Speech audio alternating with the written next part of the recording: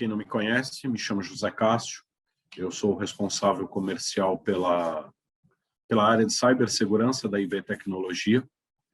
O tema que a gente vai abordar é um tema interessante, é um tema de momento, bastante atual, que é Data Loss Prevention, né? Prevenção à perda de dados, uma preocupação constante no dia a dia das organizações, agora potencializada quando a gente analisa os efeitos práticos de um vazamento de dados sob a luz da LGPD, isso ganha um nível de criticidade muito maior.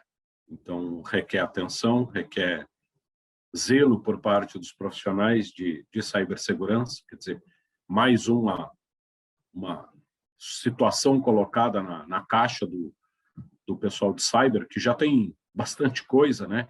E agora coloca-se mais um. Eu vou rapidamente dar uma contextualizada quem é a IB Tecnologia. Somos uma empresa com 2 unidades de negócio, especificamente, né?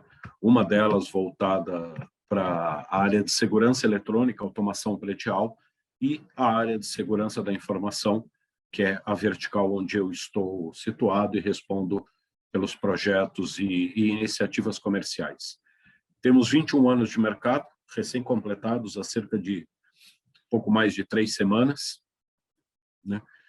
Sempre trabalhamos, e aqui é talvez quando a gente fala de produto, e não especificamente de software, mas de um eventual hardware, é muito mais para a nossa área de automação, são projetos que envolvem CFTV, controle de acesso, detecção de incêndio. Então, nós procuramos integrar as nossas soluções, tudo que nós comercializamos, com o ambiente do cliente. Então, uma rápida analogia, amanhã ou depois, tem um projeto para implementar uma solução de controle de acesso com catracas, e isso precisa se integrar ao software de RP existente, ao módulo de RH, a IB consegue fazer isso. No âmbito de cibersegurança, as soluções que a IB atua, trabalha no portfólio, hoje eu vou me deter especificamente em uma delas, são produtos de origem israelense. Isso se dá principalmente pelo fato de Israel ser um país que está na vanguarda quando a gente fala de soluções de cybersecurity, né? Por uma série de questões principais, soluções que nós conhecemos no mercado, que foram desenvolvidas, nasceram lá, talvez as mais inovadoras, as mais disruptivas, por conta de realidades, né, inerentes ao país, aos problemas que eles enfrentam. E hoje a gente começa a ver a modalidade, hoje não, né, já há algum tempo, de ciberterrorismo, a ciberguerra. Então, eles vêm há anos desenvolvendo, sendo incubadores de empresas que trazem tecnologias realmente inovadoras. E nós entendemos que nada melhor do que buscar na fonte produtos, né? E o que compõe o nosso portfólio desses produtos inovadores, nós somos buscar não aqueles que já são amplamente conhecidos de mercado ou que já têm uma representação a nível mundial e a nível Brasil. Nós trouxemos soluções, nós procuramos soluções que eram até então desconhecidas. Por quê? Porque isso nos daria uma abordagem diferente, fugindo daquele aspecto mais tradicional que todo mundo já está atuando e nós seríamos mais um. Então, isso mostra também a disposição da IB em seguir com o seu modelo inovador. Seguindo, nós vamos falar, né, aqui ainda da IB, o nosso modelo é baseado muito numa atuação consultiva, né? O que é isso? Não é um foco em vender produto, em vender um software de prateleira, tirar pedido, entregar, né? Mas sim, naquele momento, identificar a real necessidade, as reais demandas, os impactos que existem no ambiente do cliente, caso ele não solucione aquela demanda. Então, uma abordagem consultiva e que, entendendo, conhecendo essa necessidade, nós fazemos um paralelo. O que temos no portfólio que pode atender de uma forma mais ampla e mais objetiva essas necessidades?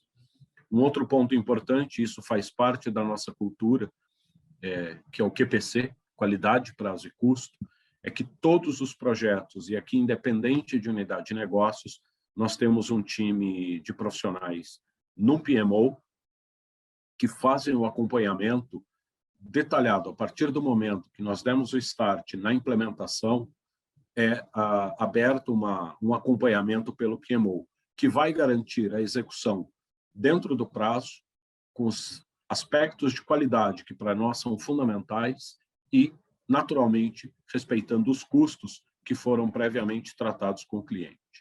Como eu disse, né, as soluções são provenientes de Israel, que é uma referência em cybersecurity.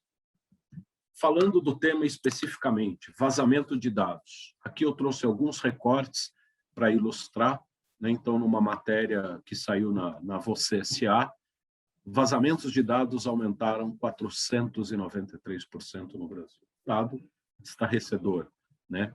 Aqui, as perdas de dados, as perdas que as empresas têm com o vazamento de dados. Então, num estudo da IBM, isso aqui coisa de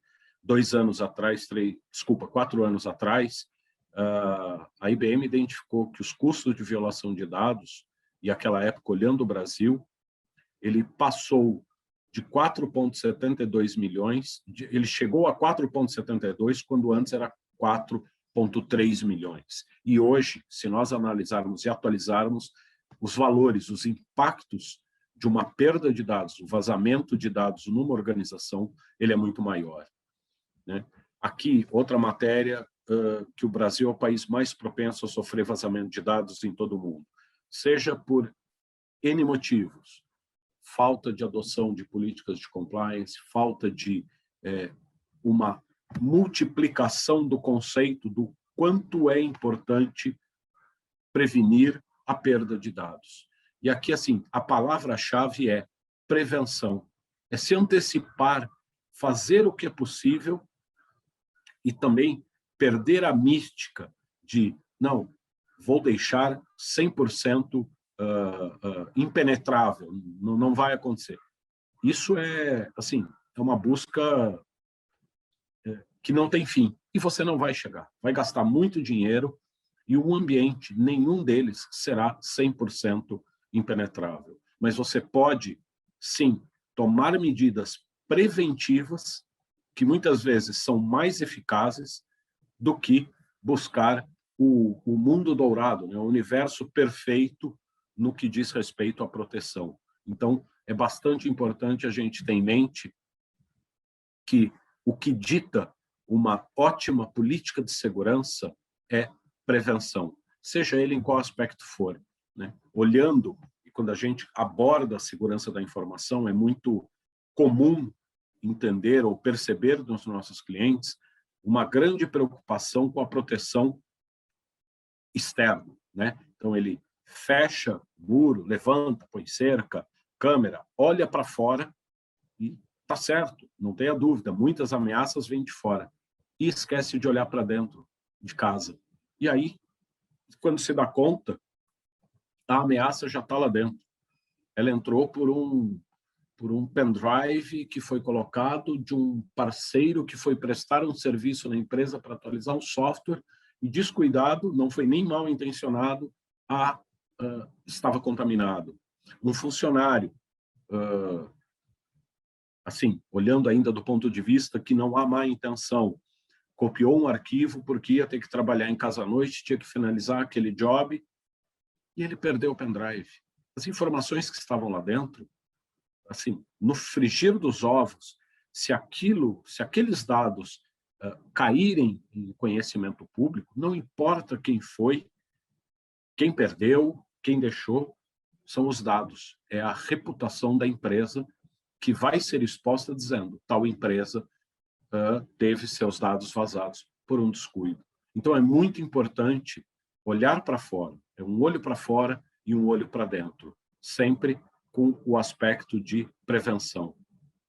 Aqui, né, quando a gente fala de perda de dados, listamos aqui o que seriam as principais causas, né? Então, e por que o Brasil, no slide anterior, se torna um potencial alvo para um grande, né, para um aumento significativo de ocorrências de perda? A inexistência de uma política, né? Quantas empresas, e aí não vou aqui nominar, mas talvez segmentar, independente de serem grandes, pequenas ou médias, não adotaram uma política de segurança por escrito, que seja de conhecimento de toda a organização. Tudo parte pela definição dessa política. A partir do momento, e aí vamos olhar, não precisa buscar a certificação, até porque não é atividade fim, quando a gente olha uma indústria, um hospital, uma instituição de ensino, seja qual for a atuação, não é objetivo você implementar uma ISO 27001, mas estar em compliance com a política, com a normativa de segurança da informação. Crie uma política, comece aos poucos, desenvolva de forma gradativa. Novamente, não tente implementar ela de uma única vez, partindo do zero, porque será uma missão, um desafio semelhante aos 12 trabalhos de Hércules. E não vai se conseguir. Comece aos poucos, mas implemente, né? Os danos causados por vírus e malwares. E aqui, muitas vezes, essas ameaças, tipo vírus, malwares, spywares, vêm de fora para dentro, vêm de um e-mail que foi aberto de forma desavisada e tinha uma potencial agente ofensor dentro daquele e-mail. Novamente, não existe a política, o funcionário não está atento, porque durante o dia ele recebe N e-mails, ele não vai se atentar que o ID, o nome, o endereço, né, ou o domínio, era um domínio que não fazia sentido, e ele clica inadvertidamente. Então, novamente, voltamos sempre à questão da inexistência da política.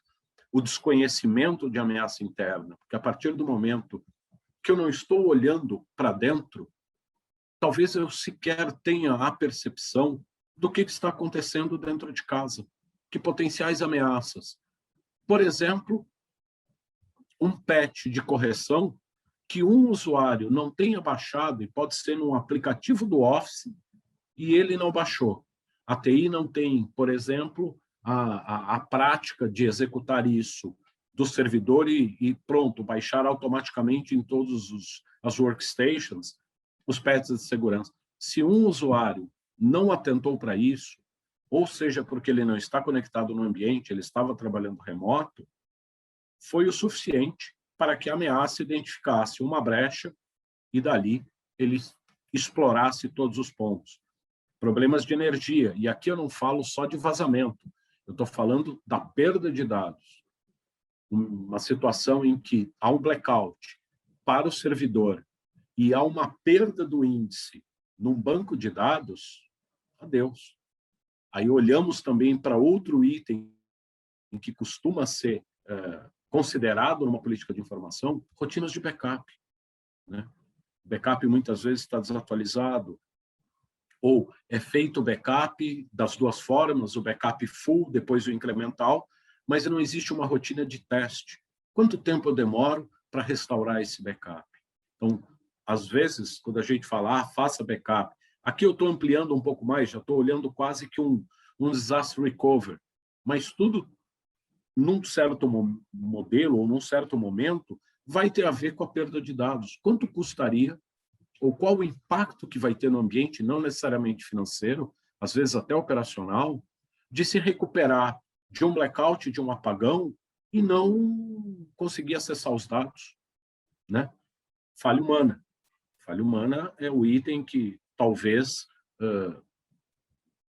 mais relevante e contra o qual você só tem uma forma, educação. Educação no sentido de treinar, de habilitar, novamente, havendo uma política, fazer um treinamento básico de segurança de, por exemplo, como identificar um e-mail mal intencionado. Assim, assim, assim. Testezinho básico, todos os funcionários fazem, ele, no mínimo, a partir dali, já tem ciência. A equipe da empresa, os funcionários da empresa já sabem, opa, eu tenho que ficar atento. Será que esse endereço é seguro? Será que, eu nunca ouvi falar, não vou abrir esse e-mail. Chama a TI, né? Cria uma política interna de recebeu um e-mail suspeito, abra um chamado ou encaminhe o e-mail para o endereço específico. São coisas até certo ponto simples, que não precisa ter uma equipe gigantesca de segurança, mas que você passa a disseminar a cultura e prevenir possíveis ocorrências. A falha humana vai existir? Vai existir. O problema com a energia, muitas vezes, não é nem responsabilidade da empresa. Houve uma situação de pane na geradora de energia, o no-break aguentou um tempo, não foi possível fazer o log-off. Legal, vamos pensar num no-break maior, vamos pensar talvez na situação de um gerador. Isso é possível de ser prevenido criando-se uma política de segurança. Quais as consequências quando a gente olha, né? Então, a gente falou das causas e agora as consequências. Houve a perda, então já aconteceu, não deu tempo de prevenir. Você vai ter danos à reputação da marca, né? Quantas vezes a gente não ouve ler notícia de que a empresa X, e aí põe em letras garrafais, teve seu banco de dados invadido e os dados dos seus clientes, dados de cartão, de conta corrente. Assim, vamos citar os exemplos. Nós somos de tecnologia, já saíram pelo menos umas 10 vezes a informação de que a base de dados do LinkedIn tinha sido invadida e dados de conta de usuário, seu login e senha, tinham sido expostos. Facebook, inúmeras vezes. Então, assim, estamos falando dos gigantes, falamos de outras empresas, constantemente, há algum tempo atrás, uma grande empresa que era operadora de, se não me falha a memória, de planos de saúde, teve seus dados invadidos, teve seu ambiente invadido e seus dados extraídos. Já houveram notícias de redes hoteleiras internacionais que também tiveram os dados de cartão de crédito dos seus clientes. Ou seja, no mínimo, quando você lê um negócio desse, a sua preocupação é o quão seguro eu estou fazendo uma reserva naquele hotel XYZ e dando o dado do meu cartão. E quando a gente passa a olhar, né, para as empresas europeias obrigadas a seguir o GDPR, que, na minha opinião, é bem mais amplo e bem mais criterioso que a LGPD, mas agora no Brasil com a LGPD é mais um mecanismo de proteção. Hoje a gente dá os nossos dados no cadastro de uma farmácia para comprar com desconto. Quantas vezes? No caixa do supermercado, porque tem uma fidelização, que se você é cliente do Clube XYZ, você ganha desconto, e você está lá, a moça do caixa fala seu CPF, você fala. E se aquilo for invadido? Né? Houve o caso, uma vez, de uma situação de um varejista, de uma grande loja de varejo, não vou abrir, em que a moça que estava operando o caixa precisava fazer uma correção na operação que ela estava, uma fila, loja gigantesca, para agilizar, ela grita para a supervisora: oi, fulana, a sua senha é 1, 2, 3, 4? A menina: sim, minha senha é 1, 2, 3, 4. Deus do céu! Eu estou passando o meu cartão ali e ela está falando a senha de supervisão. Quer dizer, que garantia, que segurança eu tenho? Essa percepção de que exposição ela é muito grande. E muitas vezes, dependendo do dano, uma marca não se recupera ou vai demorar muito tempo depois de um abalo. E esse abalo tem um impacto financeiro fortíssimo.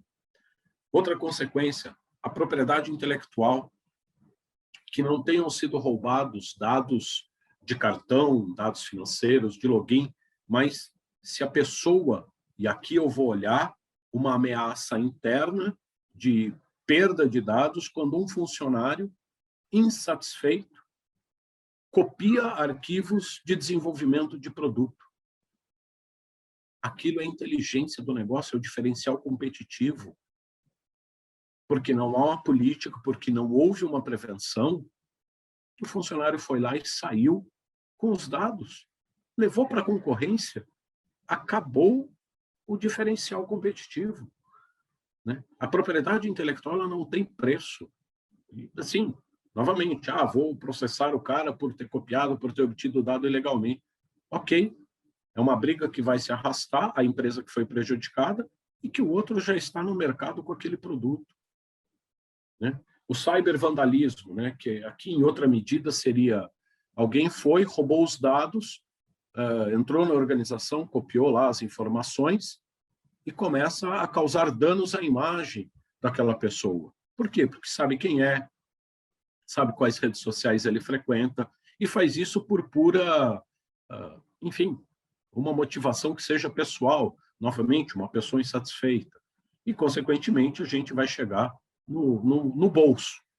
Efetivamente, todo o impacto de perda de dados, ele vai bater no bolso, seja do ponto de vista individual, seja do ponto de vista corporativo. E agora a gente olha bolso mais ainda com os critérios de multas que podem ser aplicados, porque essa perda de dados pode estar ferindo o que está previsto na LGPD, né? Então, aqui um dado interessante que a perda de dados ela ocorre em cerca de 29%, ou que 29% das empresas são afetadas por perda de dados, mais ou menos 38% podem sofrer prejuízos superiores a 20%. Ou seja, se a gente faz isso numa conta de padeiro, e eu separo, né, tomando como referência as 500 maiores ou as 1.000 maiores, 29% dela, eu estaria falando de 290, 300 empresas. Dessas, pelo menos umas entre 90 a 120 empresas teriam prejuízos superiores a 20%. Olha isso num volume de faturamento de 100, 200 grandes empresas, 300 grandes empresas. Qual é o volume? Algumas, mesmo arranhada, podem se recuperar. E se for uma empresa, e aí a gente não precisa só olhar o topo da pirâmide, se for uma empresa de pequeno e médio porte, honestamente, ela pode até sair do mercado e sair com uma reputação arranhada, seus executivos sequer vão conseguir se reestruturar. Então, assim, é um tema que merece atenção. Falando aqui, trazendo um pouco do tema para o nosso lado, né? Até porque, uma vez vendedor, sempre vendedor, né? Fazendo aqui a correlação, essa ferramenta que está no portfólio da IB, o Orev, ele funciona muito como uma suíte. Ele não é uma ferramenta de uso único ou com uma funcionalidade específica. Ele também atua como DLP, como a prevenção de perda de dados? Sim.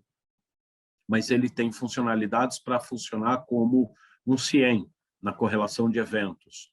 Um EUBA, que é o End User Behavior Analysis, que é a análise comportamental de usuários, como uma ferramenta de histórico, na medida em que ele valida e analisa o inventário de todo o hardware e software instalado nos endpoints da organização. Ele faz uma análise de tráfego, né? O traffic shape.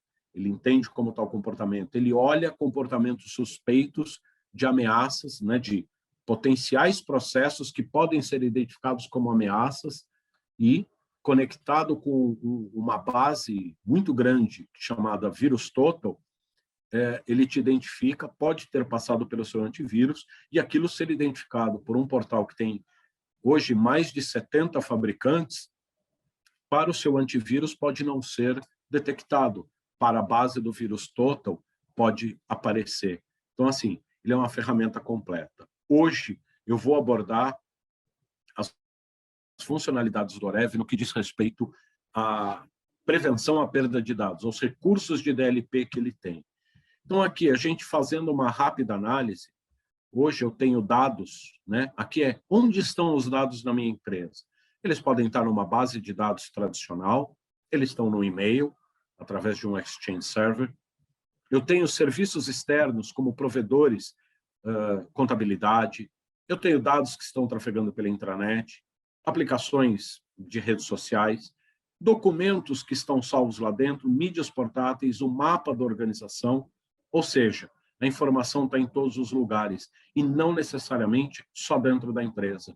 Eu tenho hoje um volume pesadíssimo hospedado em nuvem, né? Quantas empresas já não adotaram a migração e têm o seu database server em cloud, o seu servidor de aplicações em cloud, e lá estão tabelas. Naturalmente, tem uma parte de armazenamento local. Então, assim, os dados estão aí. Tem que se cuidar para que eles continuem o máximo possível protegidos contra uma ameaça, um vazamento, e aí uma ameaça externa ou uma ameaça interna, né? Aqui a gente cita, né, baseado um pouco ali no preceito da LGPD, o Data Controller, que é quem cria, o Data Processor, que é quem utiliza, um é responsável pela precisão, e esses são os usuários, e que não podem, ou não deveriam poder, modificar, né, ou acessar de forma indevida. Aqui, uma visão, e o que eu falei, né, das funcionalidades do OREV no âmbito de segurança, como o MSS, né, que é o Managed Security Service, ele atua com funcionalidades de um SOC, detecção e resposta a endpoints. Por quê? Porque ele está instalado. O análise de tráfego de rede, o CIEM, o EBA, que é o user, eu falei end user, é user entity, e o DLP. Com um dashboard desse, e aqui um detalhe interessante, quando a gente olha um time de cyber numa organização de médio porte, você pode criar views nesse dashboard por times. Então, por exemplo, o que faria sentido? Um time de Managed Security com análise de tráfego. Esses caras criariam views aqui que fazem sentido para eles analisarem. Aí pode ter um outro time que vai ver a correlação de eventos com comportamento de usuários, cria uma outra visão e customiza um dashboard que faça sentido, né? Então, aqui, você pode, ao identificar uma situação, nesse caso, por exemplo, identifica-se que tem 399 usuários ativos, 82 inativos, 97 servidores on, 5 off. Ele vai te dando os detalhes. Quantos usuários estão com mais de um login? E aqui é uma situação que, se nós não estamos falando de um profissional que é de TI, que pode estar prestando suporte para 2, 3 usuários, é uma situação de atenção, né? Porque a pessoa está conectada em 2 ou 3 estações diferentes? Você vem com um simples, né, drill down, você isola aqui, fala, pô, é esse aqui o evento, você clica, com o botão direito você abre e vai aprofundando até chegar no evento propriamente dito. E isso de uma forma bastante ágil, que as equipes podem monitorar, saltou um evento fora do que seria o padrão ou do aceitável, ele vai lá, detalha e toma ação. No caso de uma ameaça que passa a ter um comportamento, e a gente sabe que ameaças tipo antivírus ou malwares, eles consomem um processamento bastante grande. Por quê? Eles ficam tentando abrir portas, estabelecer protocolos, abrir arquivos, criar extensões, e isso eleva. Detalhou, abre, você pode, espera aí, isso aqui está com um comportamento anormal, foi no VirusTotal, checou, você pode dar um log-off na estação. Você pode encerrar o processo e você ainda pode desligar ela remotamente. Um outro detalhe interessante, o OREV, não importa se seus servidores estão on-premise ou na nuvem. Tendo o agente, tendo o OREV instalado, ele vai coletar as informações.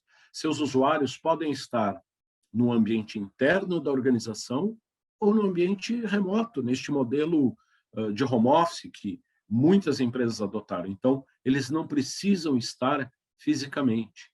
E assim, quando a gente olha a questão do home office, que se impôs como uma necessidade para muitas empresas que não estavam habituadas, abriu uma porta muito grande de vulnerabilidade. Como é que está a rede que o usuário está conectado? Na casa dele, o Wi-Fi dele, ou se ele está no Wi-Fi público. Ele estava trabalhando de casa, saiu, levou seu note, seu smartphone e se conectou. Lembre-se, é um device da empresa, ele está conectado no ambiente corporativo. A rede pública, inclusive é um dos artigos que está no blog da IB, é o nível de vulnerabilidade que a gente tem hoje em redes públicas. foi objeto do webinar anterior, onde nós falamos das ameaças existentes de devices, smartphones que se conectam em redes não protegidas. Então, assim, essa é a aparência do OREV, e eu vou procurar me deter nas funcionalidades de DLP que ele tem. Então, aqui, mais um pouco, né? Ele é uma ferramenta, né? Isso aqui são painéis que você pode abrindo, só voltando um slide, que ficariam aqui nesse lado esquerdo.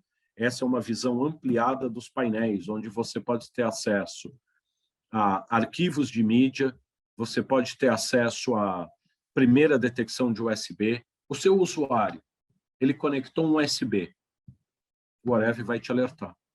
Ele conectou um pendrive, um HD remoto, um smartphone conectado via USB, é um HD remoto, nível de capacidade de armazenamento. Ele moveu o arquivo. Então, ele pegou um arquivo, renomeou e moveu. Opa, tem alguma coisa. O OREV detecta e você pode fazer essa análise, né? Ele chega ainda ao detalhe de que usuários estão aparentemente com um comportamento anormal. Por quê? Porque ele tem uma engine de machine learning instalado no endpoint. Você faz o deploy, né? Você instala no servidor, em 1 hora ele já entende o ambiente que ele está no servidor e você aplica ele, instala os agentes nas estações. De uma forma muito rápida, ele aprende o básico daquela máquina. Então, ele já vai reconhecer HD, memória, BIOS, placa de rede, placa de vídeo. Por quê? No caso de uma eventual alteração, isso olhando para aquela outra funcionalidade, que é inventário, se alguém, vamos dizer, mal intencionado, está com o notebook da empresa em casa, uma baita máquina, abre, tira a memória ou tira o HD, por exemplo, um SSD, põe um outro HD de mesma capacidade, o OREV vai alertar e informar. Opa, houve alteração de hardware, né? Se o usuário, aqui vai uma outra funcionalidade dele, o cara reporta que tem ficado logado N horas e tal, e trabalhando e reivindica horas extras. Se ele, parte do tempo, ficou conectado em redes sociais, Facebook, Instagram, whatever, o OREV detecta quanto tempo ele ficou. Então, assim, apoia outras áreas do negócio para uma eventual proteção e manter um nível de aderência. Então, está aqui, né? Atividade especial de web. Tudo que é feito no endpoint, o OREV analisa e reporta, né? Ele tem um recurso que é o First Detection. Todos os processos, tudo aquilo que para ele aparece como uma primeira detecção, ele vai alertar. Se o usuário, por exemplo, não conectou via USB porque ele imagina que é protegido o ambiente, mas ele copiou um arquivo e moveu para um Dropbox, para um OneDrive, para um Google Drive, o OREV vai alertar que houve a cópia do arquivo. Tudo, exatamente tudo que se passa no endpoint, o OREV detecta, né? E ele vai aprendendo com o passar do tempo o que é o comportamento padrão. A partir dali, tudo que fugir, tudo que for diferente do que ele tinha como hábito, ele vai detectar. Então, você imagina o quanto você pode prevenir por por essas funcionalidades, uma perda de dados. Nós tivemos uma situação num cliente da OREV, não foi um cliente atendido pela IB, mas a OREV, em que o profissional de TI, insatisfeito, começou a acessar as tabelas do banco de dados e como ele sabia que se ele imprimisse, isso seria detectado. Por quê? Porque ele, ou melhor, se ele copiasse, primeiro, o volume era muito grande, ele começou a abrir as páginas das tabelas, né, exibir, dava comandos print screen, renomeava com nomes aleatórios e depois mandava imprimir. por ser um cara com uma série de privilégios de acesso, ele fragmentou, mandava pacotes de documentos na impressora do fiscal, depois no comercial, depois na... Enfim, o Orev detectou. Por quê? Quando você está dando print screen e está salvando, aquilo aumenta a performance de consumo de alguns recursos da máquina. Aí ele mandou imprimir o alto volume de impressão, 50 páginas ali e tal, o mesmo usuário mandando em diferentes impressoras.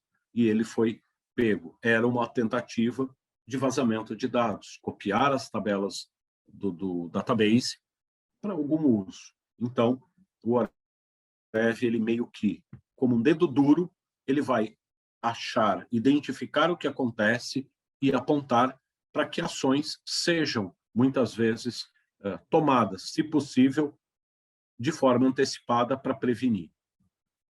Compliance, né? E aqui, quando a gente olha perda de dados, pode ser uma situação de não conformidade.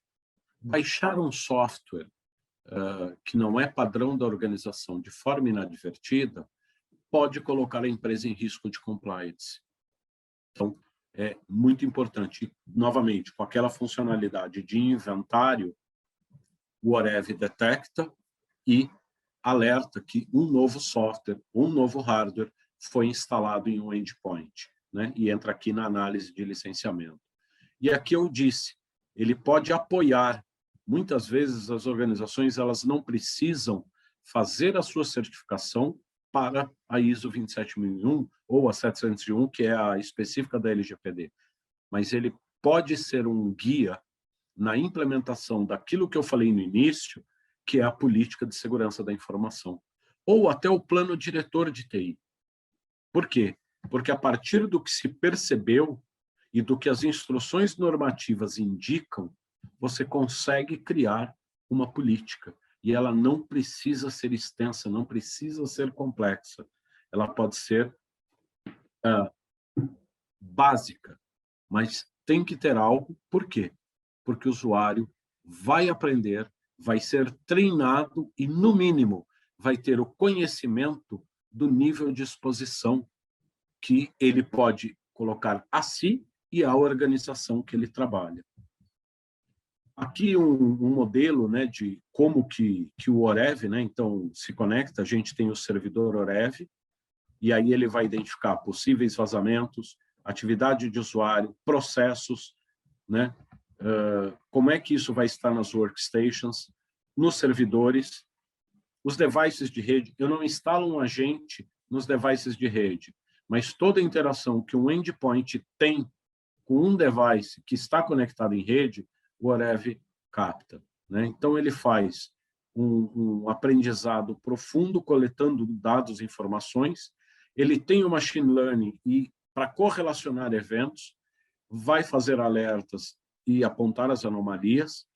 A geração de um dashboard, como eu disse, pode ser customizado, né?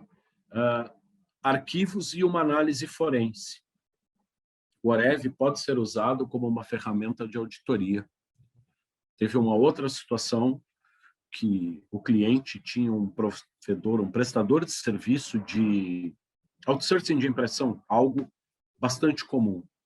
E, mensalmente, ele recebe o relatório e ele tinha lá uma cisma de que o volume que ele estava sendo cobrado estava alto. Depois que ele instalou o Orev, ele deixou lá 4, 5 meses, e passou a acompanhar. Por quê? Porque os documentos eram impressos a partir dos endpoints. Pegou o primeiro mês, comparou a auditoria do Orev de quantos documentos todas as workstations, todos os endpoints tinham imprimido, tinham impresso, e estava maior. Comparou o segundo. Na terceira vez, ele chamou o provedor e falou, olha, você está me cobrando mais. E, de fato, o cidadão estava bilando páginas a mais. Então, ele apoia nessa questão de auditoria, né? O dashboard é em real time e aqui o foco, né? A prevenção. Com ameaças, né, externas ou a busca de ameaças, ele faz a conexão com o vírus total da forma que detectou, é um comportamento suspeito. Por exemplo, um vírus chamado Zero Day, né, que é aquele que foi recém-criado.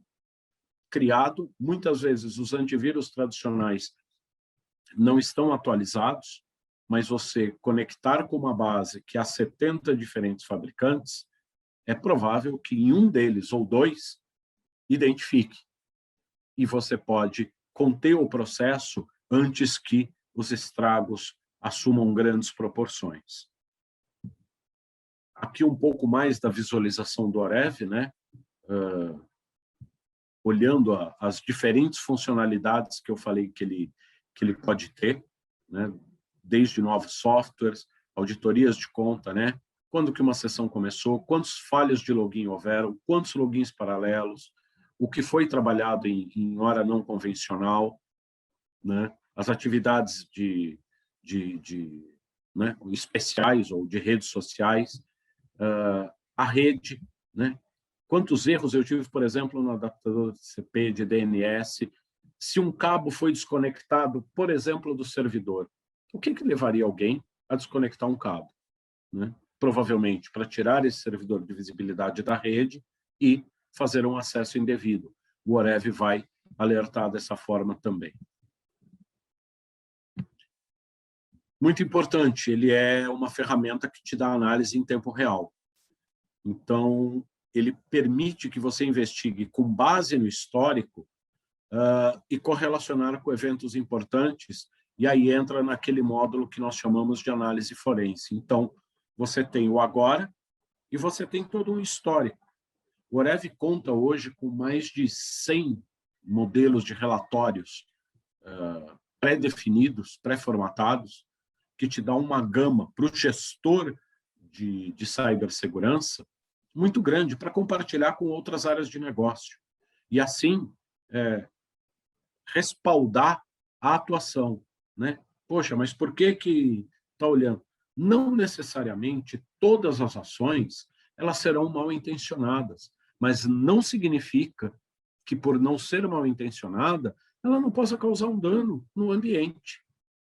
Então, é bastante importante separar, né, um evento, mesmo que ocorra, vamos colocar, inocente, sem a intenção, ele ainda assim é um evento que pode pôr em risco. Naturalmente, se ele é mal intencionado, efetivamente ele vai causar um mal. Mas aquele que foi feito, poxa, eu não sabia, ok, mas veja, ele tem esse impacto.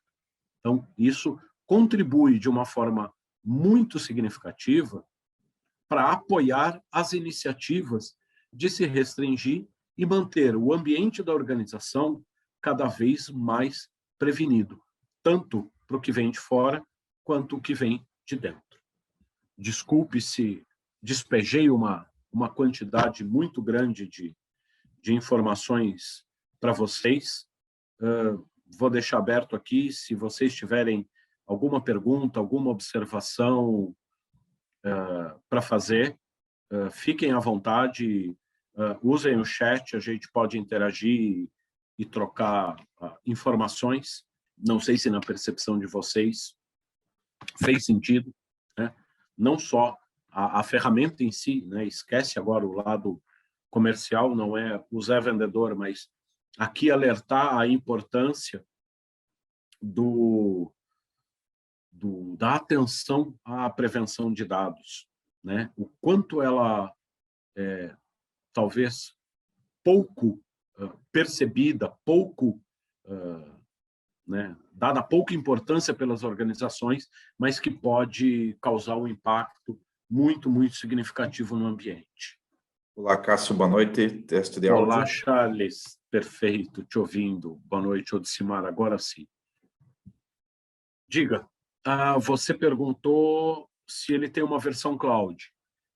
Novamente, ele é instalado nos servidores da organização, estejam eles em cloud ou on-premise.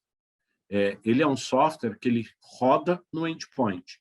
Há um agente dele, e aliás, um ponto que eu não mencionei, o agente é extremamente leve. Hoje ele não consome 0,1% de uma CPU. Menos de, assim, 90 mega se chegar de espaço. Por quê? Porque o agente na estação, ele só olha o que está acontecendo e manda isso para o servidor. Então, ele não é um produto vendido as a service, até porque isso seria uma modalidade. Então, quando você falou em cloud, eu não sei se você tentou se referir a uma questão as a service, porque aí seria algo que A e B, nós estamos estudando isso, né, ampliar o nosso portfólio de serviços para ofertar aos clientes um licenciamento, ou seja, ele estaria no meu servidor, eu faço um deploy de agentes na sua organização e eu administro, só que aí sou eu e B comercializando na modalidade as a service, talvez com o meu SOC analisando, reportando eventos, mas hoje ele é um deploy nos servidores do cliente, estejam eles físicos ou na nuvem. Não sei se eu te respondi.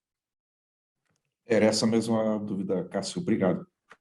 Enfim, em linhas gerais era isso. Eu espero ter passado o recado para vocês, aqui, independente da ferramenta, mas, naturalmente, se quiserem evoluir para um projeto, o Orev ele é bastante completo, né? Deu para perceber que, como eu disse, ele é uma suíte, ele não vai atuar em uma única funcionalidade, mas aqui o mais importante no meu entendimento era a importância de se atentar para os controles de evitar as brechas, evitar que se continue vazando dados.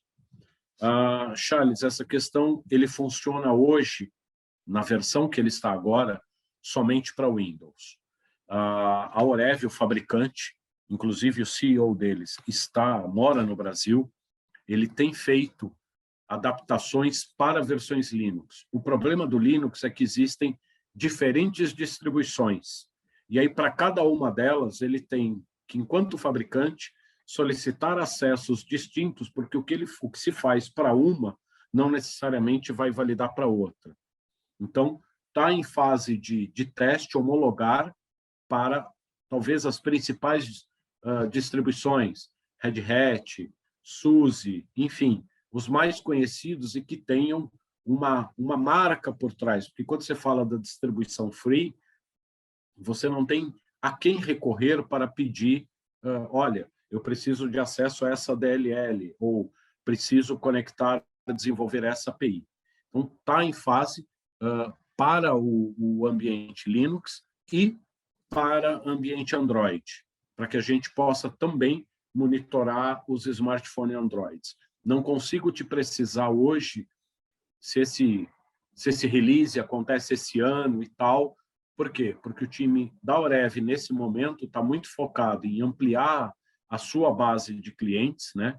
Eles já atendem um grande banco no Brasil, alguns órgãos públicos, e então, assim, está meio corrido entre fazer o desenvolvimento e buscar. À medida que eles se consolidarem mais no Brasil, eu entendo que eles vão dar maior atenção ou efetivamente, né, ampliar o time para desenvolver as novas versões para outros sistemas operacionais. Hoje, é 100% default rodar em máquinas Windows. Esse material, essa apresentação, vai estar gravada, vai estar disponível nas redes sociais da IB, vai estar disponível no nosso site. Lá, como eu disse, não só tem acesso a esse webinar, mas webinars anteriores que nós já realizamos, cada vez abordando um tema, e também o nosso blog com artigos. Há um artigo, inclusive, recente, que eu escrevi sobre, e com mais dados relevantes, sobre a questão da perda de dados. E esse material vai ser enviado para vocês que se inscreveram por e-mail, acho que, se não amanhã, no começo da próxima semana, e vocês lá têm os meus dados de contato. Eu fico à total disposição no futuro, se precisar. Fiquei com dúvida, me liga e a gente pode detalhar isso. Agradeço a participação de vocês, heróicos, bravamente resistiram aqui a 1 hora de falação, e Por favor, esteja à vontade. Mais uma vez, muito obrigado pela presença, pela participação de vocês e até o nosso próximo webinar. Uma boa noite, bom final de semana para todos vocês.